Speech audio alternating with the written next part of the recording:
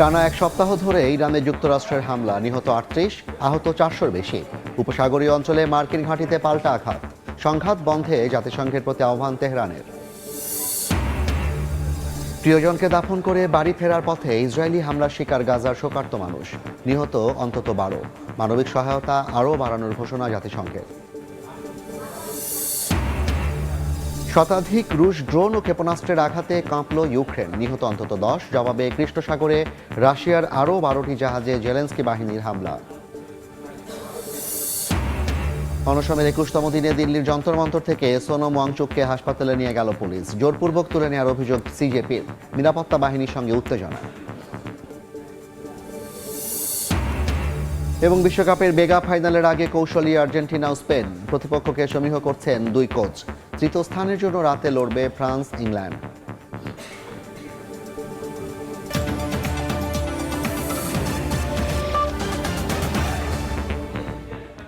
আন্তর্জাতিক সময়ের সঙ্গে আছি আমি জাফর সাদিক। ইরানের টানা সপ্তম রাতের মতো হামলা চালিয়েছে যুক্তরাষ্ট্র। এতে অন্তত ৩ জন নিহত ও ৮ জন আহত হয়েছেন। এর জবাবে কুয়েত, বাহরাইন ও জর্ডানে থাকা মার্কিন সামরিক স্থাপনাগুলো লক্ষ্য করে ক্ষেপণাস্ত্র ও ড্রোন হামলা চালানোর দাবি করেছে ইরান। এমনকি যেসব দেশে মার্কিন সেনা মোতায়েন রয়েছে তাদের জন্য কড়া সতর্কবার্তা দিয়েছে আইআরজিসি। হামলায় যুক্তরাষ্ট্রের অবিলম্বে বন্ধে হস্তক্ষেপ করতে জাতিসংঘের প্রতি আহ্বান জানিয়েছে তেহরান। টানা সপ্তম রাতের মতো ইরানের বিভিন্ন সামরিক ও কৌশলগত স্থাপনায় বিমান, ড্রোন ও যুদ্ধজাহাজ থেকে হামলা চালিয়েছে যুক্তরাষ্ট্র। হামলায় দক্ষিণাঞ্চলের হরমোজগান প্রদেশ সহ মধ্যাঞ্চলের ইয়াজদে বিস্ফোরণের ঘটনা ঘটে। ইরানি রাষ্ট্রীয় গণমাধ্যমের তথ্য অনুযায়ী হরমোজগানে বেশ কয়েকজন হতাহত হয়েছেন। ক্ষতিগ্রস্ত হয়েছে সেতু, বিদ্যুৎ স্থাপনা, পানি শোধন ও সমুদ্রপথ নিয়ন্ত্রণ অবকাঠামো। এই হামলার জবাবে মধ্যপ্রাচ্য জুড়ে যুক্তরাষ্ট্রের সামরিক ঘাঁটিগুলো লক্ষ্য করে নতুন করে ক্ষেপণাস্ত্র, ড্রোন হামলা চালানোর দাবি করেছে ইরানের Islamic revolutionary guard corps IRGC. বাহরাইনে একটি গোয়েন্দা তথ্য কেন্দ্র ধ্বংসের দাবি করেছে আইআরজিসি। জর্ডানেও মার্কিন যুদ্ধবিমান মোতায়েন থাকা ঘাঁটি লক্ষ্য করে হামলার কথা জানিয়েছে তেহরান। এদিকে যেসব দেশে মার্কিন সেনা মোতায়েন রয়েছে তাদের জন্য কড়া সতর্কবার্তা দিয়েছে আইআরজিসি। তাদের দাবি, এসব দেশের ভূখণ্ড ইরানের বিরুদ্ধে হামলার ঘাঁটি হিসেবে ব্যবহৃত হচ্ছে। তাই ভবিষ্যতে একই ধরনের পরিস্থিতির জন্য নাগরিকদের প্রস্তুত থাকতে এবং বেসামরিক প্রতিরক্ষা ব্যবস্থা সক্রিয় করার আহ্বান জানিয়েছে তারা। অন্যদিকে মার্কিন পররাষ্ট্র দপ্তর মধ্যপ্রাচ্যে অবস্থানরত বা ভ্রমণের পরিকল্পনা করা মার্কিন নাগরিকদের সর্বোচ্চ সতর্কতা অবলম্বনের আহ্বান জানিয়েছে।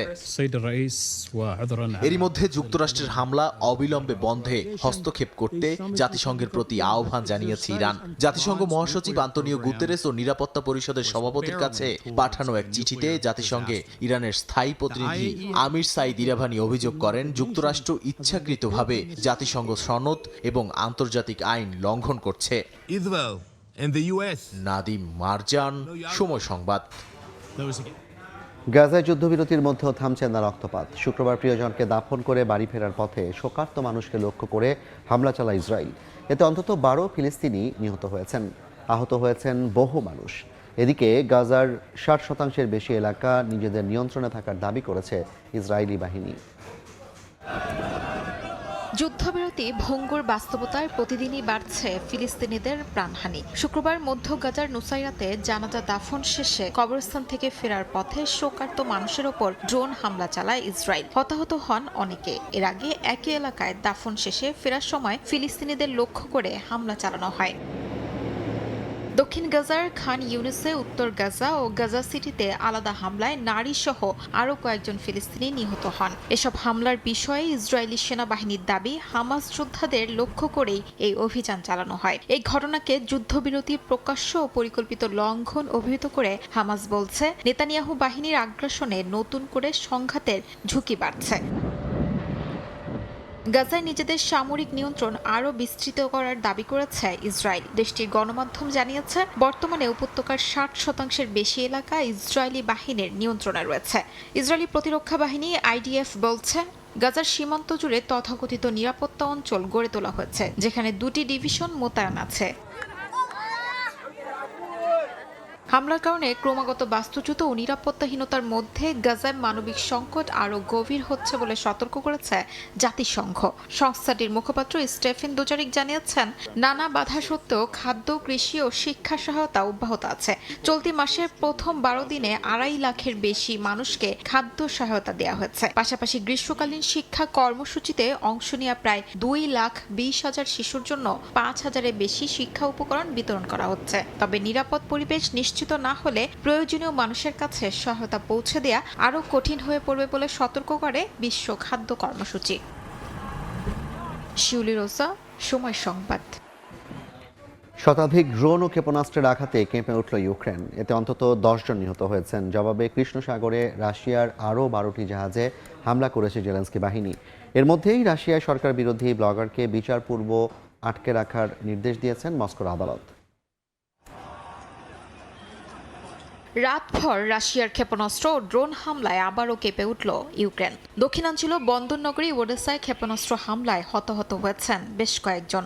ইউক্রেনের বিমান বাহিনীর দাবি, এক রাতেই দেশটির বিভিন্ন অঞ্চলে 8টি ক্ষেপণাস্ত্র, 130টি দূরপাল্লার ড্রোন নিক্ষেপ করেছে রাশিয়া। পাল্টা জবাব দিয়েছে ইউক্রেনও। কৃষ্ণ সাগরে রাশিয়ার আরও 12টি জাহাজে আঘাত হেনেছে ড্রোন। ইউক্রেনের ড্রোন বাহিনীর দাবি করেন, হামলার লক্ষ্য ছিল শুকনো পণ্যবাহী জাহাজ, তেল, গ্যাসবাহী ট্যাঙ্কার ও একটি ট্যাগবোট। কিয়েভের দাবি, চলতি মাসে আজব ও কৃষ্ণ সাগরের ক্ষতিগ্রস্ত রুশ জাহাজের সংখ্যা বেড়ে দাঁড়িয়েছে 159টিতে।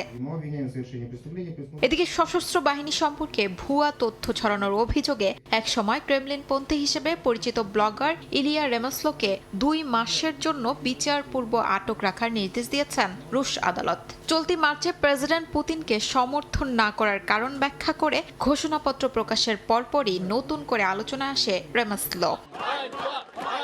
অন্যদিকে ইউক্রেনের টানা দ্বিতীয় দিনের মতো বিক্ষোভ হয়েছে প্রেসিডেন্ট ভলোদিমির জেলেনস্কির সরকার পুনর্গঠনের সিদ্ধান্তকে ঘিরে। মন্ত্রিসভায় বড় ধরনের রদবদলের পর সামরিক নেতৃত্বে পুরনো ধারা ও আধুনিক যুদ্ধ কৌশলের সমর্থকদের মধ্যে মতপার্থক্য আরও স্পষ্ট হয়েছে।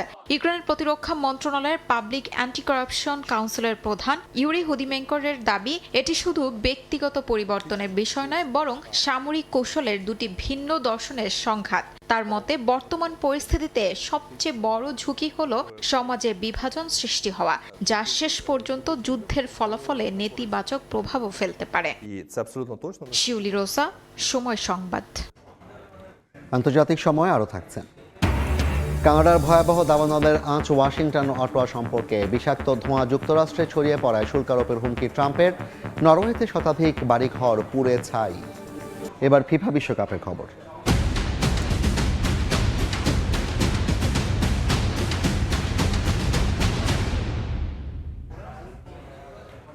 বিশ্বকাপ ফাইনালে কঠিন প্রতিপক্ষের মুখোমুখি হচ্ছে আর্জেন্টিনা। যুক্তরাষ্ট্রের মেট লাইফ স্টেডিয়ামে ফাইনালের আগের শেষ সংবাদ সম্মেলনে কথা বলেছেন খোদ হেড কোচ লিওনেল স্ক্যালোনি। স্পেনের কোচ ফুয়েন্তেও সমীহ করে কথা বলেছেন আর্জেন্টিনাকে। কৌশল আর মাঠের ফুটবলের পাশাপাশি কিছুটা ভাগ্যও কি নির্ধারণ করবে জয় পরাজয়? নিউ ইয়র্কের জাভিড সেন্টারে আর্জেন্টিনা ও স্পেনের সংবাদ সম্মেলন কভার করে সেই ধারণাই দিচ্ছেন হাসানুজ্জামান সাকিব। বিশ্বের তৃতীয় দল হিসেবে টানা দ্বিতীয়বার বিশ্বকাপ জয়ের হাতছানি আর্জেন্টিনার সামনে। চতুর্থবারের মতো বিশ্ব চ্যাম্পিয়ন হওয়ার স্বপ্নে বিভোর লিওনেল জুটি মেটলাইফ স্টেডিয়ামে ফাইনালের আগে শেষবার সাংবাদিকদের মুখোমুখি হন আর্জেন্টিনার হেড কোচ লিওনেল স্ক্যালোনি। নির্দ্বিধায় বললেন, কঠিন প্রতিপক্ষের মুখোমুখি হচ্ছে তার দল। সেমিফাইনালে ইংল্যান্ডের সঙ্গে দ্বিতীয়ার্ধে দারুণ খেলেছে দল, তবে ফাইনালে আমরা কঠিন প্রতিপক্ষের মুখোমুখি হচ্ছি। অবশ্যই জয়ের চেষ্টা করব। স্পেনের কোচ ফুয়েন্তে আমাকে ব্যক্তিগতভাবে চেনেন। আমাদের সম্পর্ক খুবই ভালো। আমাদের খেলার ধরনও কিছুটা একই রকম। বলের দখল ধরে রেখে খেলি, গোলের চেষ্টা করতে থাকি, এগুলো সবাই জানে। তবে ফুয়েন্তে জানেন না ফাইনালে আমি কিভাবে কৌশল সাজাবো। আশা করছি ভালো ম্যাচ হবে। দ্বিতীয়বার বিশ্বকাপ জয়ের স্বপ্ন লুইস দে লা ফুয়েন্তের চোখে মুখে। 2022 সাল থেকে স্পেনের হেড কোচ হিসেবে দায়িত্ব পালন করছেন তিনি। তার অধীনে দলটি নেশনস লিগ ও 2024 সালের ইউরো শিরোপা জয় করে। তিনিও একেবারেই খাটো করে দেখছেন না আর্জেন্টিনাকে। লিওনেল মেসি অবশ্যই বিশেষ একজন ফুটবলার, তাকে নিয়ে আলাদা পরিকল্পনা থাকবেই। তবে শুধু মেসি নন, আর্জেন্টিনা দলে আরো অনেক ম্যাচ জয়ী খেলোয়াড় রয়েছে। আর আর্জেন্টিনাকে ঘিরে যেসব সমালোচনা শোনা যায় সেগুলোর সঙ্গে আমি একমত নই। সাম্প্রতিক বছরগুলোতে বিশ্বকাপ, কোপা আমেরিকা ও ফিনালিসিমা জেতা এই দলের প্রতি আমার শুধু শ্রদ্ধাই রয়েছে। এবছর মার্চেই দেখা হতো আর্জেন্টিনা স্পেনের। যুক্তরাষ্ট্র আর ইরানের মধ্যকার যুদ্ধের কারণে 2024 সালের স্পেনের ইউরো আর আর্জেন্টিনার কোপা আমেরিকা জয়ের পর ঐতিহ্যবাহী ফিনালিসিমা ম্যাচটি হয়নি। 4 মাস পর সেই দেখাই হচ্ছে তাদের বিশ্ব ফুটবলের সবচেয়ে বড় আসরে। বিশ্বকাপ ফুটবলের র্যাঙ্কিংয়ে আর্জেন্টিনা 1 নম্বরে, স্পেন দ্বিতীয়। 2 সেরার ফাইনাল ম্যাচটি শুরু হবে রোববার বাংলাদেশ সময় রাত 1টায়। এবারের বিশ্বকাপের ফাইনালে স্পেনের বিপক্ষে আর্জেন্টিনাকে হয়তো অনেকেই এগিয়ে রাখবেন। তবে আর্জেন্টিনার হেড কোচ স্ক্যালোনি স্পেনকে সমীহ করেই বক্তব্য রেখেছেন। অন্যদিকে স্পেনের কোচ আর্জেন্টিনাকে কোনোভাবেই ছোট করে দেখছেন না। সেমিফাইনালে ইংল্যান্ডের বিপক্ষে আর্জেন্টিনা শুধু দাপুটে ফুটবলই খেলেনি, শারীরিক শক্তিমত্তারও প্রদর্শন দেখিয়েছিল। এখন ফাইনালে স্পেনের বিপক্ষে আর্জেন্টিনার ম্যাচটি কেমন হয় সেটি দেখার জন্য আর একটি দিনের অপেক্ষা। হাসানুজ্জামান সাকি, সময় সংবাদ, ম্যানহাটন, নিউ ইয়র্ক। বিশ্বকাপের তৃতীয় স্থান নির্ধারণী ম্যাচে মধ্যরাতে ফ্রান্সের মুখোমুখি হবে ইংল্যান্ড। ফাইনালের আক্ষেপ থাকলেও শেষ ম্যাচে জয় পেতে মরিয়া লেস ব্লুজ। এই ম্যাচ দিয়ে ফ্রান্স ফুটবলকে বিদায় জানাবেন ইতিহাসের অন্যতম সফল কোচ দিদিয়ের দেশম। অন্যদিকে আর্জেন্টিনা ম্যাচের ক্ষত ভুলে এই ম্যাচে জয় তুলে সামনে এগোতে চায় ইংল্যান্ড। মায়ামি স্টেডিয়ামে 2 দলের ম্যাচ শুরু হবে বাংলাদেশ সময় রাত 3টায়। ফাইনাল খেলার স্বপ্ন নিয়ে এসেছিল 2 দল, কিন্তু মাত্র একটা ম্যাচই বদলে দিয়েছে সব হিসাব। এখন লড়াই শুধু কেবল সান্ত্বনার। অপ্রিয় হলেও খেলতে হচ্ছে 2 দলকে। বিশ্বকাপের তৃতীয় স্থান নির্ধারণী ম্যাচে এবার মুখোমুখি ইংল্যান্ড ও ফ্রান্স। স্পেনের কাছে হেরে এই পরিণতি হয়েছে ফ্রান্সের। তবে বিশ্বকাপ শেষ করার আগে অন্তত একটা জয় নিয়ে বাড়ি ফিরতে চায় লেস ব্লুজ। এটা সেই ম্যাচ নয় যেটা আমরা খেলতে চেয়েছিলাম, কিন্তু বাস্তবতা হলো এখন তৃতীয় স্থান নির্ধারণী ম্যাচই আমাদের সামনে। এ ম্যাচের গুরুত্ব হয়তো ফাইনালের মতো নয়, তবুও আমরা এখানে আছি। তাই কোচ হিসেবে আমার দায়িত্ব আর খেলোয়াড়দেরও দায়িত্ব শেষ ম্যাচটি জিতে বিশ্বকাপ শেষ করা। তৃতীয় হয়ে শেষ করা অবশ্যই চতুর্থ হওয়ার চেয়ে ভালো। এ ম্যাচ দিয়ে ফ্রান্স দলকে বিদায় জানাবেন কোচ দিদিয়ের দেশম।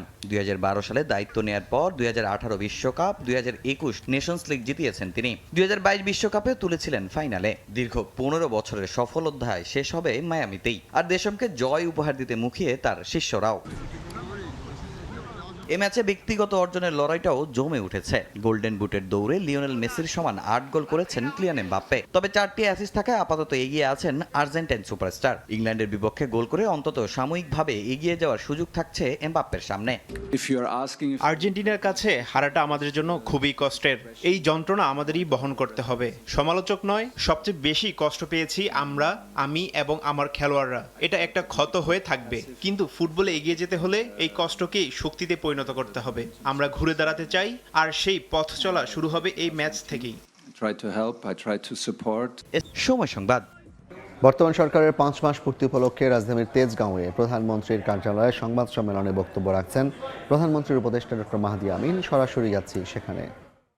সময়ের পরিমাপে এটি হয়তো খুব দীর্ঘ কোনো সময় নয়, কিন্তু একটি গণতান্ত্রিক সরকারের জন্য প্রতিটি দিনই জনগণের প্রতি দেওয়া অঙ্গীকারের বাস্তবায়নের দিন। প্রতিটি মুহূর্তেই দায়িত্ব ও জবাবদিহিতা পালনের পরীক্ষা, আর প্রতিটি পদক্ষেপই মানুষের আস্থা অর্জনের নতুন সুযোগ।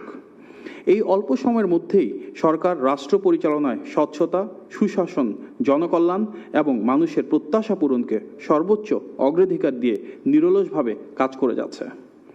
আমরা বিশ্বাস করি জনগণের আস্থা ও বিশ্বাসই একটি সরকারের সবচেয়ে বড় শক্তি।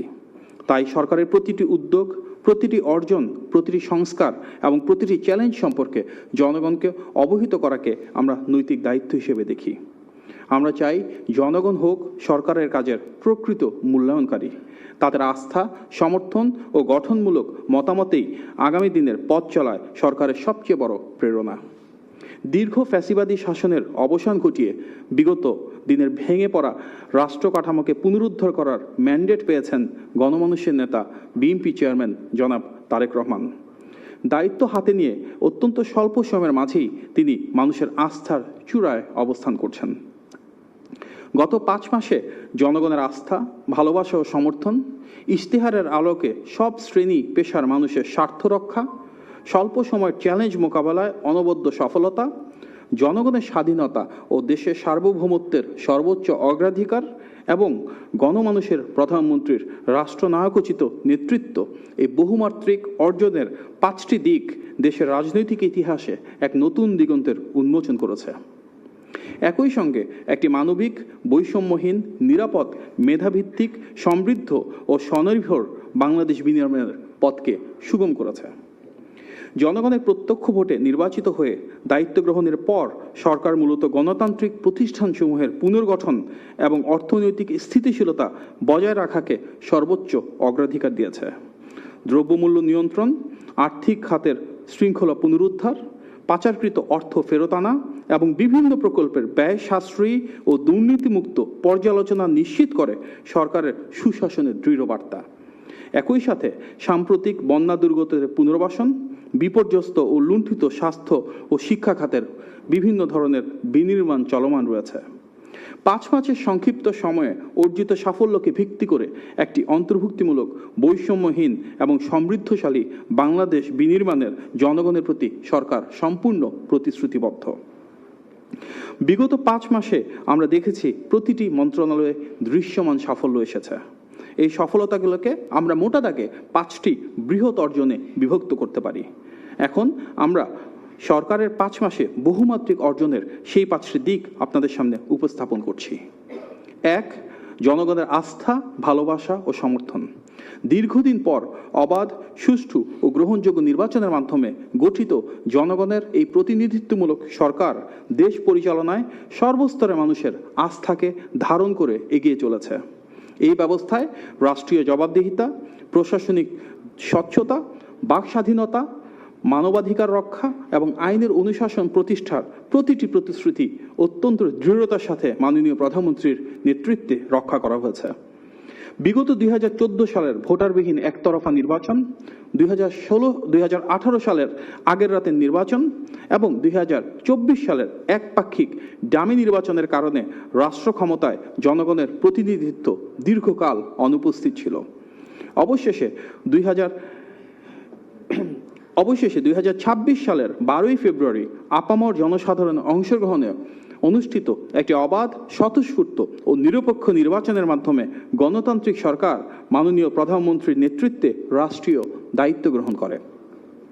ফলে দীর্ঘ প্রতীক্ষার পর জনগণ ফিরে পেয়েছে তাদের অধিকার এবং সরকার ও জনগণের মধ্যকার পারস্পরিক গভীর আস্থা ও নির্ভরতাই আজ এই রাষ্ট্র ব্যবস্থাকে একটি প্রকৃত কল্যাণমুখী গণতান্ত্রিক সরকার হিসেবে সুপ্রতিষ্ঠিত করেছে।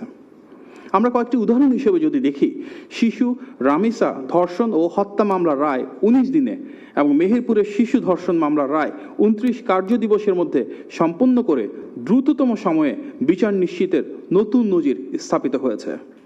নারী ও শিশু নির্যাতন দমন আইনে মামলায় ডেথ রেফারেন্স ও আপিল অগ্রাধিকারের ভিত্তিতে শুনানির পর মাত্র 1 মাসে 10টি রায় ঘোষণা। শহীদ রাষ্ট্রপতি জিয়াউর রহমানের হত্যাকারী মোজাফফর হোসেনকে ঢাকা থেকে গ্রেফতার করা হয়েছে। তিনি দীর্ঘ 45 বছর ধরে পলাতক ছিলেন। বর্তমানে তিনি সেনা হেফাজতে আছেন। এটি গোয়েন্দা সংস্থার একটি অভূতপূর্ব সাফল্য। বহুল আলোচিত তনু হত্যা মামলার আসামি এবং শরীফ ওসমান হাদি হত্যা মামলার আসামিকে পার্শ্ববর্তী দেশ থেকে গ্রেফতার এবং দেশে প্রত্যর্পণের উদ্যোগ গ্রহণ করা হয়েছে। পুলিশের সাবেক মহাপরিদর্শক বেনজির আহমেদকেও ইন্টারপোলের সহযোগিতায় দুবাইতে গ্রেফতার এবং দেশে ফিরিয়ে আনার প্রয়োজনীয় আনুষ্ঠানিকতা চলমান। জুলাই আগস্টে ছাত্র জনতার গণ অভ্যুত্থানের প্রেক্ষিতে জাতীয় সংসদে জুলাই যোদ্ধাদের দায় মুক্তি আইন পাস। সন্ত্রাস বিরোধী আইনে কোনো রাজনৈতিক দল বা সংগঠনের কার্যক্রম নিষিদ্ধ করার বিধানকে সম্পৃক্ত করে জাতীয় সংসদে সন্ত্রাস বিরোধী সংশোধন বিল পাস এবং ফ্যাসিবাদী সে অপশক্তি আওয়ামী লীগের রাজনীতির ক্ষেত্রে আমাদের একটি প্রাতিষ্ঠানিক এবং সংসদীয় সিদ্ধান্ত গ্রহণ।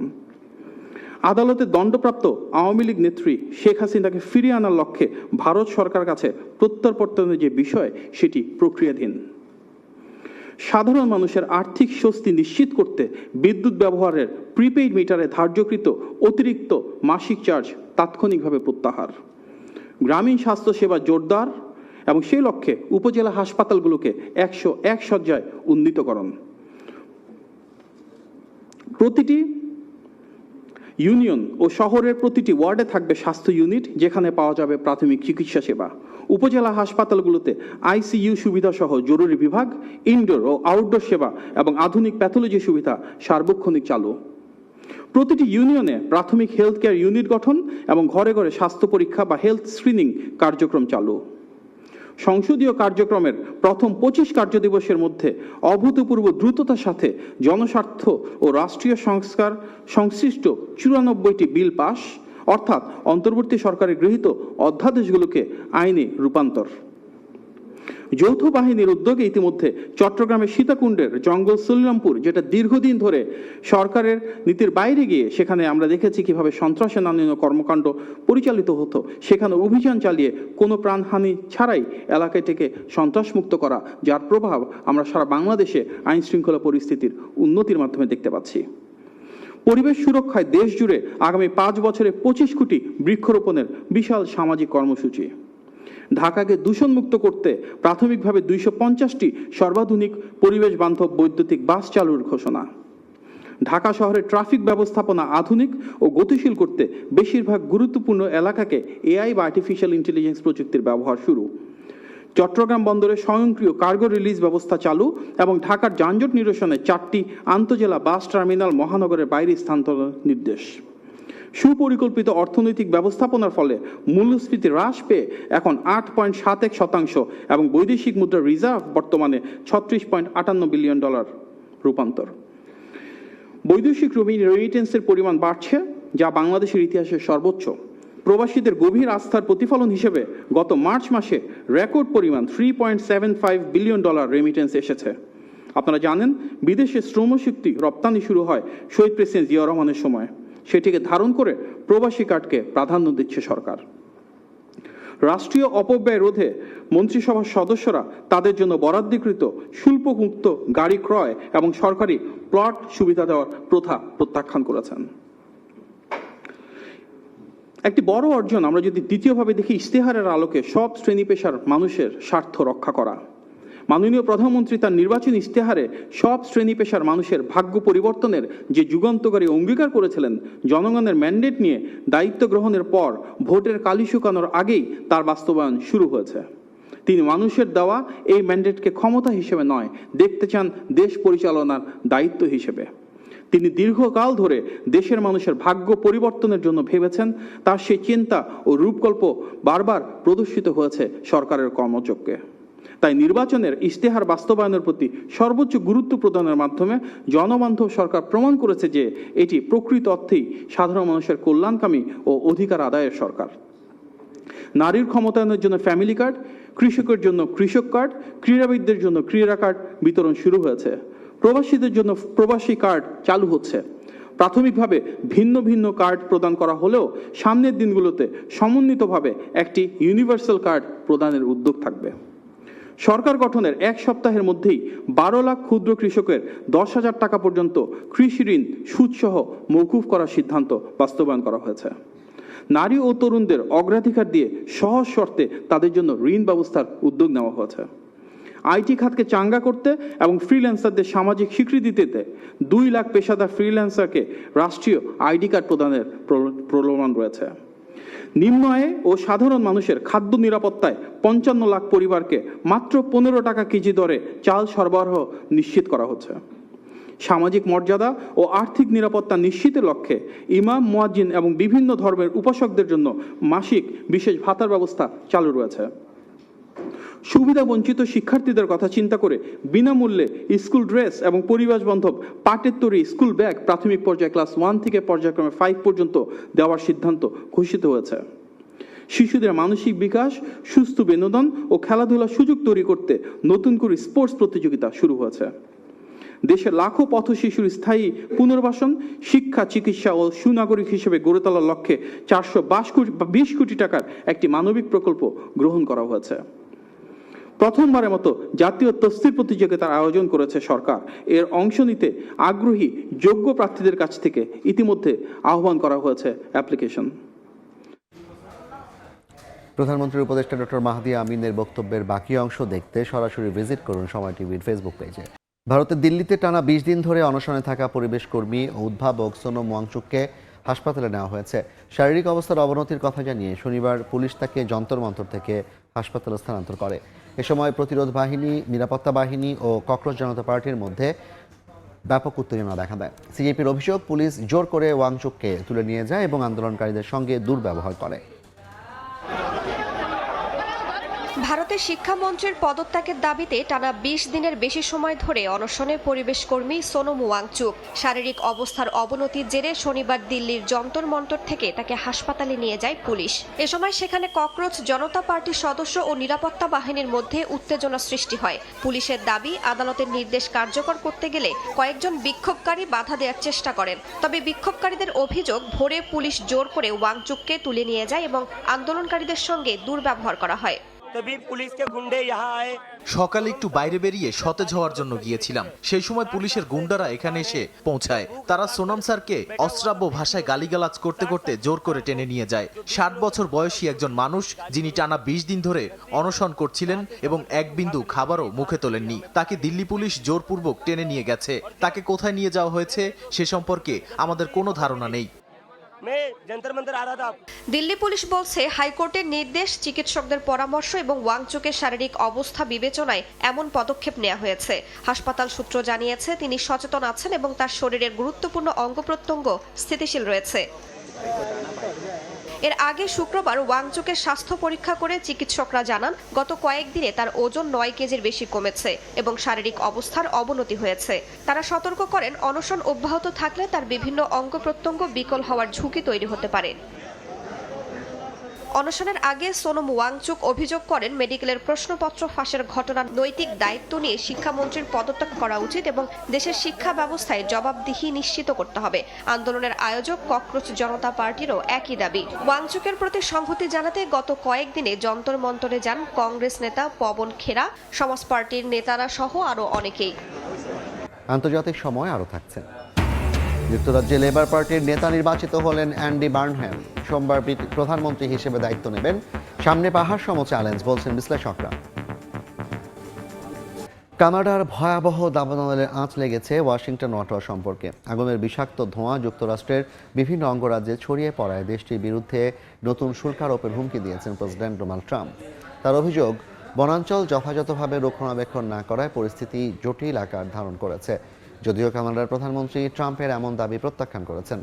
এদিকে নরওয়েতে ছড়িয়ে পড়া ভয়াবহ দাবানলে পুড়ে গেছে শতাধিক বাড়িঘর, সরিয়ে নেওয়া হয়েছে শত শত বাসিন্দাকে।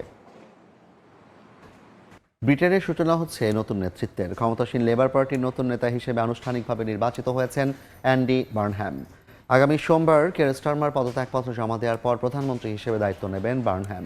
এক দশকে দেশটির 7ম সরকার প্রধান হিসেবে দায়িত্ব নিতে যাওয়া এই লেবার নেতার সামনে থাকছে অভ্যন্তরীণ ও আন্তর্জাতিক সংকট মোকাবিলার কঠিন চ্যালেঞ্জ। লন্ডন থেকে শোয়েব কবিরের প্রতিবেদন।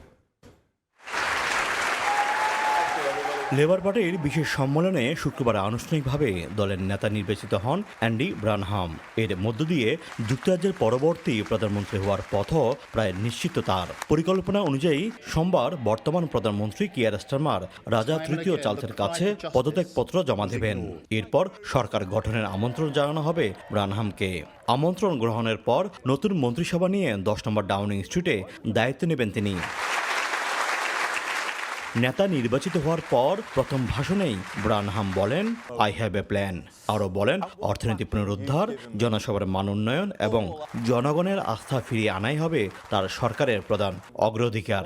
25 বছরের রাজনৈতিক অভিজ্ঞতাকে কাজে লাগিয়ে নতুন নেতৃত্বে পরিবর্তনের প্রত্যাশা পূরণেরও অঙ্গীকার করেন তিনি। গ্রেটার ম্যানচেস্টারের সাবেক মেয়র হিসেবে দীর্ঘদিন ধরে ক্ষমতার বিকেন্দ্রীকরণ এবং স্থানীয় সরকারের ক্ষমতা বাড়ানোর পক্ষে সোচ্চার বার্নহ্যাম। ব্রানহাম। তার লক্ষ্য ওয়েস্টমিনস্টার কেন্দ্রিক রাজনীতির বাইরে দেশের বিভিন্ন অঞ্চলে সিদ্ধান্ত গ্রহণের ক্ষমতা আরও বাড়ানো এবং রাজনীতিকে সাধারণ মানুষের আরও কাছাকাছি নিয়ে যাওয়া।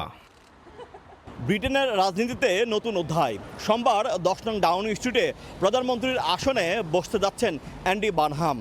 তার সামনে নতুন চ্যালেঞ্জ দলীয় বিভাজনকে ঐক্যবদ্ধ করা, একই সাথে জনগণের আস্থা ফিরিয়ে আনা। তবে প্রশ্ন থেকেই যাচ্ছে, গেল কয়েক বছরে দফায় দফায় সরকার বদলের পর নতুন প্রধানমন্ত্রী কি পারবেন ব্রিটেনবাসীর ভাগ্য বদলাতে? শোয়েব কবির, সময় সংবাদ, লন্ডন। এআই প্রযুক্তি ব্যবহার করে কর্মী ছাঁটাইয়ের অভিযোগে মেটার বিরুদ্ধে মামলা করেছেন অন্তত 26 কর্মী। যুক্তরাষ্ট্রের ক্যালিফোর্নিয়ার একটি ফেডারেল আদালতে করা 71 পৃষ্ঠার মামলায় অভিযোগ করা হয়, মাতৃত্বকালীন বা অসুস্থতাজনিত ছুটিতে থাকা কর্মীদের এআই ভিত্তিক মূল্যায়নের মাধ্যমে ছাঁটাই তালিকায় অন্তর্ভুক্ত করা হয়। কর্মীরা আদালতের কাছে ছাঁটাই প্রক্রিয়া স্থগিত, চাকরি পুনর্বহাল এবং ক্ষতিপূরণ সহ বকেয়া সুযোগ সুবিধা ফেরতের নির্দেশনা চেয়েছেন। মামলার নিষ্পত্তি না হওয়া পর্যন্ত কর্মীদের বহাল রাখার নির্দেশ চেয়েছেন বাদীদের আইনজীবীরা। তবে অভিযোগ অস্বীকার করে মেটা বলছে, কর্মী ছাঁটাইয়ের সিদ্ধান্ত নিয়েছে মানুষ, এআই নয়।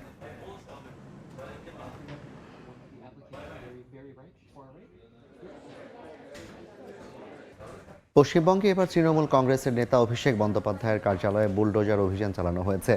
বেআইনিভাবে নির্মাণের অভিযোগে আমতলায় তৃণমূলের সর্বভারতীয় সাধারণ সম্পাদকের কার্যালয়ের সামনের শেড ভেঙে দেওয়া হয়। শনিবার সকাল থেকেই দক্ষিণ 24 পরগনার আমতলায় অভিষেক বন্দ্যোপাধ্যায়ের কার্যালয় ঘিরে মোতায়েন করা হয় বিপুল পুলিশ ও কেন্দ্রীয় বাহিনী। প্রশাসনের দাবি, 5 তলা এই ভবনটি অনুমোদিত নির্মাণ নকশা ছাড়াই বানানো হয়েছে। এ ঘটনায় আগেই সংশ্লিষ্টদের নোটিশ দিয়ে শুনানিতে হাজির হতে বলা হয়েছিল। তবে নির্ধারিত সময়ে কেউ উপস্থিত না হওয়ায় উচ্ছেদ অভিযান চালানো হয় বলে জানিয়েছে প্রশাসন। তবে তৃণমূলের অভিযোগ, বিরোধীদের রাজনৈতিকভাবে চাপে রাখতেই বেছে বেছে এই অভিযান চালাচ্ছে বিজেপি সরকার।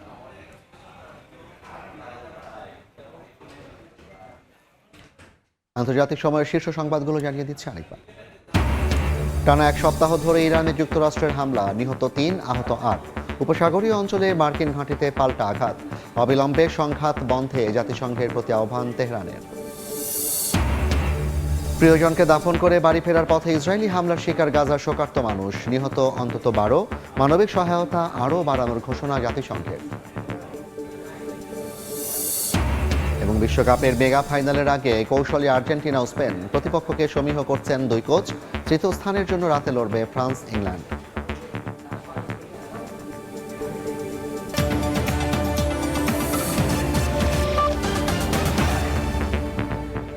এই ছিল আন্তর্জাতিক সময়। দর্শক, বিশ্বকাপ ফুটবলের মহাযজ্ঞ সরাসরি সম্প্রচার করছে সময় টেলিভিশন। দেখতে চোখ রাখুন সময়ের পর্দায়। এরপর বিকেল 5টার সময় সংবাদ নিয়ে সঙ্গে থাকবেন সহকর্মী নিবিড়। জাফর, আপনাকে ধন্যবাদ। বিকেল 5টার সময় সংবাদ নিয়ে আসছে কিছুক্ষণ পরই, সঙ্গেই থাকুন সময়ের।